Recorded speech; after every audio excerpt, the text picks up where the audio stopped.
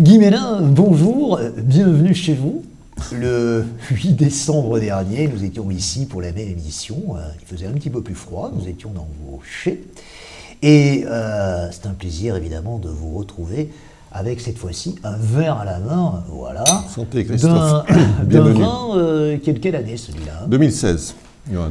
Alors le Château La Rose, c'est une vieille histoire. D'abord, c'est quel classement? Parce qu'on vient de parler de classement de vin actuellement. Il est classé comment ce vin?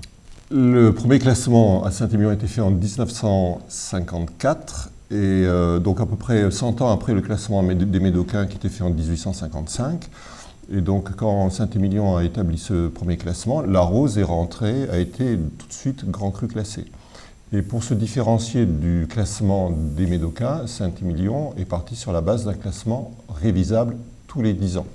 Et alors, justement, en 2022, ce travail monumental auquel vous vous adonnez depuis plusieurs mois va vous permettre peut-être de changer de division, de catégorie, puisque vous envisagez de passer dans la catégorie supérieure, on espère en tout cas pour vous. C'est gentil Christophe, mais déjà on se doit de remplir ce dossier pour essayer déjà de se maintenir dans son classement, puisque... On peut être rétrogradé, ça peut arriver? Alors ça peut arriver, c'est déjà arrivé, et d'ailleurs ça fait couler beaucoup d'encre dans la presse, et ça fait vivre quelques avocats pendant pas mal d'années. Et donc déjà on doit se justifier pour rester où l'on est, et ensuite on a la possibilité effectivement de postuler pour monter dans la catégorie supérieure. Donc c'est ce que je pense tous les crus classés qui le sont aujourd'hui font, voilà, parce que c'est de bonne guerre. Comment va Guy Mélin après l'épreuve de la Covid? Parce que nous étions venus au mois de décembre, vous étiez en stand-by depuis plusieurs mois, depuis les affaires ont un petit peu repris d'une certaine façon. Vous travaillez beaucoup avec la compagnie Emirates par le biais du négoce en particulier, tout ça est à l'arrêt j'imagine. Oui, donc parmi la clientèle de mes négociants, il y a à peu près un tiers, c'est vrai, des ventes qui se faisaient à travers une compagnie aérienne donc, internationale et bien connue. Et donc ce sont des gens effectivement qui ont arrêté les vols, donc les avions sont restés au sol, donc ce sont des gens qui ont arrêté d'acheter des crus, des grands crus de Bordeaux, mais ils avaient déjà arrêté de les acheter à partir du millésime 2017 qui avait été marqué par la gelée. Donc 2017, ils n'avaient pas acheté, 2018 non plus, et donc là, ils ont continué sur la lancée avec le Covid. Vous avez connu une baisse très sensible de votre chiffre d'affaires, je crois de 30%, de moins de 30%. Oui, c'est ça, oui, à peu près, oui. Donc ça, c'est pour cette... voilà, lié aux compagnies aériennes, c'est à peu près 30%, voilà. Et donc nous, alors ce qui fait qu'en fait, en tant que viticulteur, on est sorti d'une crise de production qui a été 2017 avec la gelée, où ici à La Rose, on n'a produit aucun grand cru classé. Ensuite, en 2018, on a eu une année avec une pression de maladie qui s'appelle le mildiou, qui était absolument très forte. Et là, on a perdu la moitié de la récolte. Donc en 2 ans, j'ai perdu une récolte et demie, donc ce qui est vraiment très important. Et sorti de là, on a fait un très beau millésime 2019, très belle qualité, du volume, très beau millésime 2020 aussi.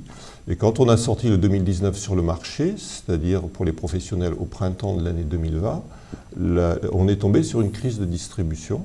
Et donc avec déjà des marchés qui étaient un petit peu dans le rouge, avec d'un côté aux États-Unis la taxe qu'avait mis M. Trump sur les vins de Bordeaux, en Angleterre la crise avec le Brexit, et puis en Asie les émeutes à Hong Kong, et derrière la Chine qui achetait moins aussi. Donc déjà les feux étaient au rouge, et par-dessus cela le Covid s'est invité à la fête. Et donc, on est arrivé sur une crise de distribution. Donc, on passe de la crise de production et on enchaîne sur une crise de distribution. Donc, c'est vrai que la filière viticole encaisse fort les perturbations de ces dernières années. Alors, nous sommes aujourd'hui sur le plateau avec Hubert Deboire, que tout le monde connaît, avec Sylvie Caz, également avec Karine Vallée, qui est proviseure du lycée viticole de Livre-Montagne, que vous connaissez ô combien, puisque votre fils l'a tutoyé. Qu'est-ce que vous avez à dire à distance à ses confrères? Est-ce que vous entretenez de bonnes relations avec eux? Je suppose que oui. Ah oui, complètement, oui, parce qu'on joue dans la même cour. Alors, on joue dans la même cour, oui. C'est-à-dire qu'en fait, c'est pas le bon terme, c'est-à-dire qu'on est tous sous le même drapeau, sous la même enseigne qui est Saint-Émilion. Et donc là, on défend tous cette image, on est tous dans la même appellation. Et donc Saint-Émilion, c'est une marque collective, et tous les gens qui sont dedans, quel que soit leur niveau de classement, le prix de vente de leur vin, la notoriété du cru, sont sous la même dénomination. Donc à ce titre-là, on est tous ensemble et on fait beaucoup de collectifs. Et parce que tous ensemble, on est plus fort que tout seul. Et quand on fait la promotion de Saint-Émilion, on fait la promotion de nos vins aussi, mais aussi de tous les vins de l'appellation. Et donc ce classement est intéressant justement parce que le fait d'avoir une hiérarchie dans les vins, ça permet d'avoir des locomotives qui tirent les autres derrière. Alors que s'il n'y avait pas ce classement, ben chacun serait à essayer de faire la promotion de sa marque et au niveau collectif, on serait beaucoup moins fort. Alors, on aura fait toutes les parties de votre maison familiale qu'on appelle château. Un château en Bordelais, c'est forcément un château, c'est une maison familiale. Bon, ici, c'est une maison familiale. C'est une maison familiale, mais alors derrière vous, j'ai un tableau où on voit le château. Oui. Et en fait, au début, cette notion de château était liée à la présence d'une tour dans le bâtiment. Ouais. Et le château, donc entre guillemets à la Rose, qui était construit par mon arrière-grand-mère en 1882, possède une tour, et je pense que cette tour, quand elle l'a fait construire, n'était pas là par hasard. Voilà.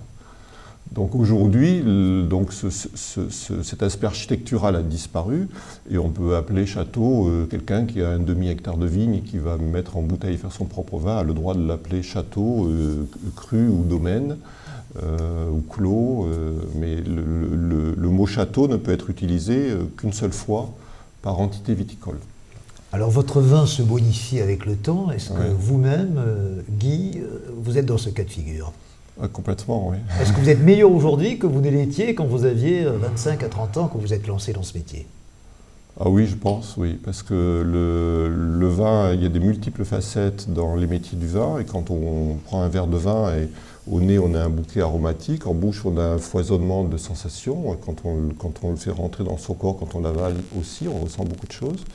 Et donc, c'est un métier, donc toutes ces facettes qui sont sensorielles, en fait, sont aussi toutes les facettes de notre métier. C'est dans ce métier, il y a plein de facettes différentes qui nous ouvrent vers l'extérieur en permanence. Donc, on a la partie production où nous, on joue en interne, et après, notre produit, il vit sa vie, il voyage, il est confronté à la critique, il nous amène des gens, et du coup, on est en permanence en train de communiquer avec d'autres personnes qui sont souvent de cultures différentes de la nôtre. Et c'est ça que j'apprécie énormément dans le vin, ce qui me rend meilleur, c'est que le vin est un produit qui traverse les frontières, qui traverse la barrière des cultures, la barrière des frontières, la barrière de la langue. Et je peux avoir un Japonais ou un Chinois en face de moi, on est incapable de se comprendre sur le plan verbal, si ce n'est, on peut se faire des sourires ou des choses, bon. Mais quand on partage un verre de vin, eh bien on va apprécier la même chose. Et nous sommes ici dans un lieu stratégique, parce que c'est la salle de dégustation où ont dû passer des centaines de vos convives. Le bon moment de l'année, c'est peut-être l'année des primeurs, c'est le moment des primeurs, hein, c'est ça Alors le moment des primeurs, c'est le moment où on expose... C'est en avril C'est ça, c'est en avril. Ces dernières années, c'était plutôt la première semaine d'avril. Cette année, en 2021, c'était la dernière semaine d'avril. C'était un peu décalé dans le temps. Et donc, c'est la semaine où on montre ce que l'on a fait. C'est quoi un primeur? C'est le vin de l'année Voilà, c'est le vin de la dernière récolte que l'on fait déguster pour la première fois aux acheteurs professionnels et aux journalistes, qui vont pouvoir en parler très largement.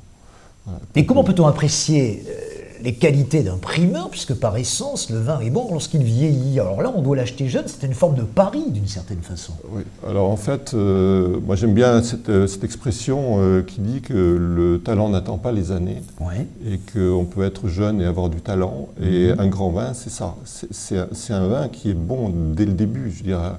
Un grand vin, c'est un vin qui a été fait avec des très bons raisins. Et quand il est jeune, on a cette pureté qui est là, et ce potentiel d'intensité, de pureté, de définition des tanins que l'on ressent tout à fait, et qui permettent de se faire une opinion, effectivement, sur le potentiel de vieillissement du vin. Si vous deviez choisir une seule année du Château La Rose, vous choisiriez laquelle? La plus récente, toujours, parce que c'est le dernier bébé, le dernier qui vient d'arriver. Alors, quelle est la particularité de ce dernier-là? Voilà, donc le dernier bébé, c'est sur lui qu'on porte toute notre attention, parce qu'il a besoin de toute notre attention pour bien grandir. Et donc le 2020, c'est un millésime où on a vraiment des merlots, donc qui est le cépage quand même principal ici à Saint-Émilion. Et à la Rose aussi, on a 65% de merlot, des merlots du particulièrement profond, large et opulent. Et ça, je trouve ça remarquable. Ici, on est sur un terroir de pied de côte, donc avec des très beaux Cabernet Francs. Et donc les Cabernet Francs sont toujours très purs sur le plan aromatique. Et moi, mon dada, c'est vraiment la pureté aromatique qui est pour moi la belle expression du terroir. Voilà. Et ça se traduit par la pureté aromatique, la minéralité.